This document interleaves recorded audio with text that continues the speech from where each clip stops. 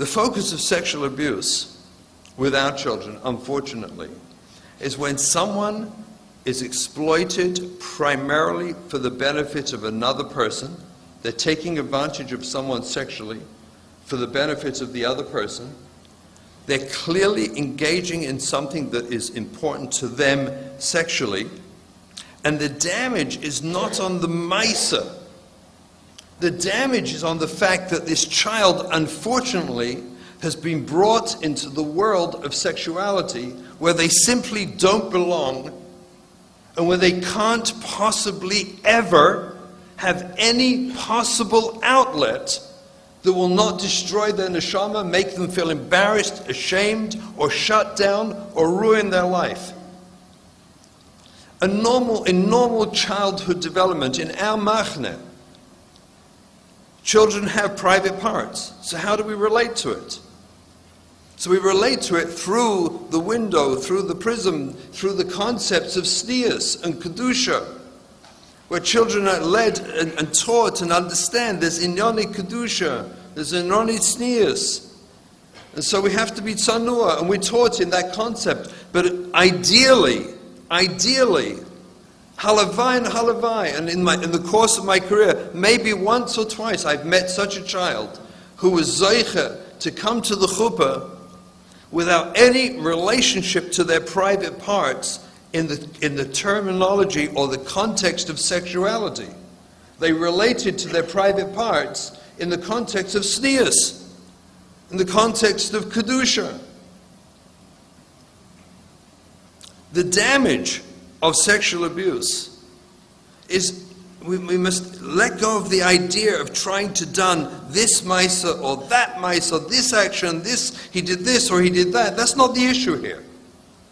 The issue here was unfortunately a child taken into the world of sexuality where they relate to their own private parts now in a sexual fashion rather than relating to their private parts in a tznius fashion. Because once a child, unfortunately, the pathways towards sexuality have been opened up in a child, Rahman al-Islam, there is no possible outlet for that child that will not make him feel ashamed, embarrassed, or like a Rosh Marusha. For many of the children who are nichnas, unfortunately, are taking into this world of sexuality prematurely and realize they relate to themselves sexually. Imagine the kind of life they live, the kind of tsar and suffering they have going through life, going through our yeshiva systems, our Beis Yaakovs, fully aware and listening to frequently wonderful and well-meaning and completely appropriate drashas about Shmiras Einayim, about Shmiras Haguf, where good Rebbeim, well-meaning teachers, pepper and drop into their drashas and their shiurim whenever there's an opportunity to be mechazik in Yonei Tznias, and they exploit the opportunity to be mechazik our children. And Rahman Islan, in that same class, when a well-meaning Rebbe, and they should, and this is right, and they're mechazik the kids in Kedushas Yisrael, and they're mafrid between us and between Ummas Ha'olam that we have in Yoni Kedusha. And imagine what a child feels like sitting in that class, listening to those drashas year after year. The Rahman al-Islam has already been opened up to the sugya of seeing themselves, their own private parts, viewing themselves as being part of the sexual community, the world of sexuality, where they've been exploited sexually, and now they see themselves as a sexual person. What do you think it feels like sitting in classroom after classroom, year after year, yeshiva after yeshiva, and listening to this, appropriately listening to this? The devastation to our children, the unique devastation to our children, because of the strong hashkafas hatayah, the values we have about Kedusha. You have to magnify in your mind what it feels like, the lebediga gehinnom of what a child feels like, who unfortunately was already, his pathways or her pathways to sexuality were opened up by being played with sexually. And now they got to survive somehow. How are they going to get through? What are they going to do? How are they going to live?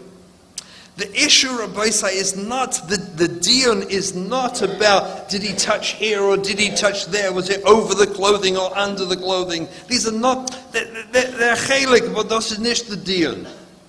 The dion is, was this child unfortunately exposed to experiencing themselves, their private parts, as sexual, instead of belonging to the world of sneers. The damage, the trauma that happens to these poor children once they view themselves as a sexual being is absolutely staggering. It's staggering. And it's pashut, Rabbi say, if you understand why. It's so pashut. Because how on earth does a child survive in our kehillas, in our moistus haTorah, that are trying so strong to be mechanich our children on Taras HaKodesh, where all our moistus, we try so hard to help be mechazik the children on these inyanim.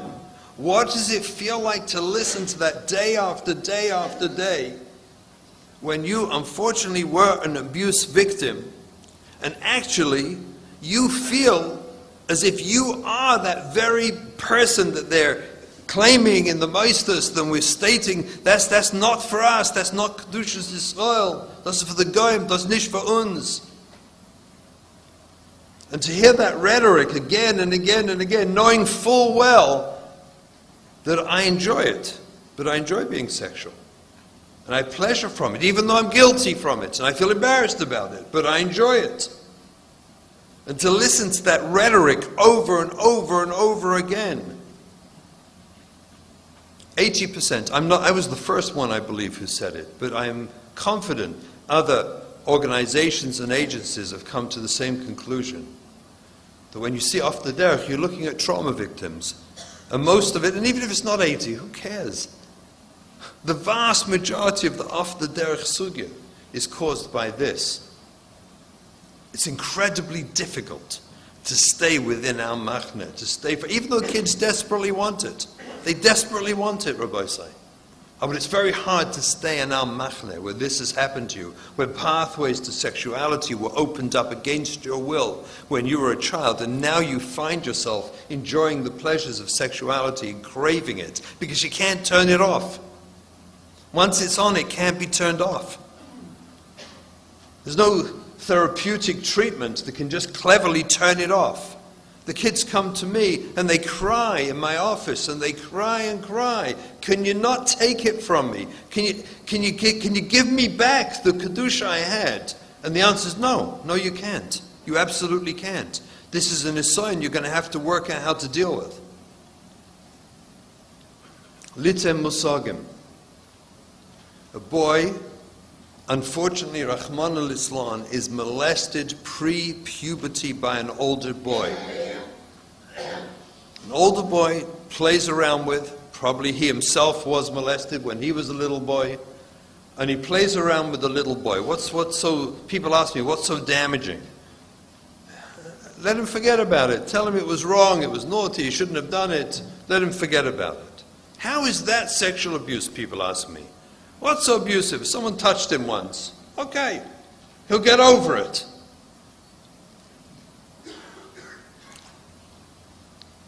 Normal sexual development in a boy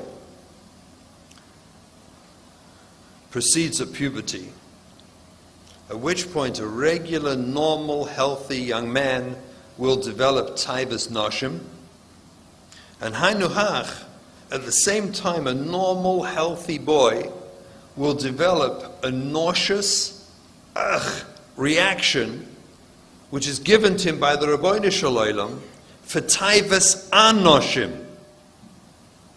Otherwise, how's he going to live? How's he going to go through life? So, hainuhach, when a boy goes through puberty, a regular, healthy boy, he develops a strong taivas noshim, and an equally strong disgust, a nauseous reaction to taivas anoshim. That's a healthy person. That's the way the Eibishter made it. It's the way it's meant to be. If not, how would they sit in the classroom? How would they be in school? What appears to happen, unfortunately, Rahman al-Islam, again, litem musagim, Rabbi say, we should have compassion and understanding, and we should understand the noisa, why this is so chashuv. Any of the things we've talked about before, in the list of what is sexual abuse, any of these things happening by an older boy to a younger boy, any of these things can, I'm not saying will, but can limit, diminish, or eradicate from that boy developing the nauseous reaction to taivas anoshim when he hits puberty. Thus meant, he hits puberty, develops a regular, strong taivas noshim, and tragically discovers that because the person who molested him was a boy when he was younger and took him into the world of sexuality through male touch, he can have diminished or no resistance to male sexuality. That means he experiences taivas anoshim, not just taivas noshim. Rahman al-Islam. That's the abuse, Rabbi Say. We're done on the maisa that happened as if we're looking at that, was that abusive, and we miss what really happens, which is a fundamental potential shinoi in the ganze mahus of the person's relationship towards sexuality. This poor boy, I can't imagine a worse abuse than that, than to take a poor, nice little kid, a boy, and take from him the potential to develop a mania, a disgust, a nauseous reaction to male sexuality. Put yourself in his shoes. Just imagine, put yourself in his shoes. What a nightmare, what a Gehinnom this boy's life turns into when he hits puberty. Because this boy's still in yeshiva. This boy's not acted out. This boy, unfortunately, has wiring in his brain connected to his self-esteem, that's wiring that's also connected towards sexuality. And that wiring is also connected to male sexuality. And unlike the rest of us, who are not molested ever, who if a man would come and try to engage me sexually, I know I would have, and I've experienced it, a total nauseous, revolting, gut-wrenching, painful, ugly feeling inside, which is what a healthy male should have. That's what the Kadosh Baruch Hu gave us. These kids don't have any of that. They actually get aroused. Opportunistically, they will find, not that they're looking for it, they will experience certain boys and men, each one is different, why and what, not everyone, just the same way that all men don't experience arousal from all noshim. However, opportunistically, the abuse, Rabbi say, is that these poor little boys will now experience arousal to male sexuality. And they're in yeshiva. And they're in a classroom. And they go on to yeshiva. I get boy after boy sent to me, I'm ARTSCROLL now, who come in zerbrochen, broken, crushed to the core. They're facing shidduchim. And they come to me full of busha and chlima, not knowing how to even say the words. And I know exactly what they're going to say, because I see the look on their face. And they sit in silence of pain and embarrassment and fear, as they share with me that they don't have taivas noshim. How am I going to get married? And I have strong taivas anoshim, and it's killing me. And it goes back to sexual abuse that happened when they were 3, 4, 5, 6, 7 years old, when someone played around with them. I'm trying to bring litem musagim. I'm not going to give you the whole sugya of every part and parcel of this sugya. It's not shayach. That's a course That's a year of study. But litem musogim rabosai, to understand how serious this noise is. And again, it's not about the maisa.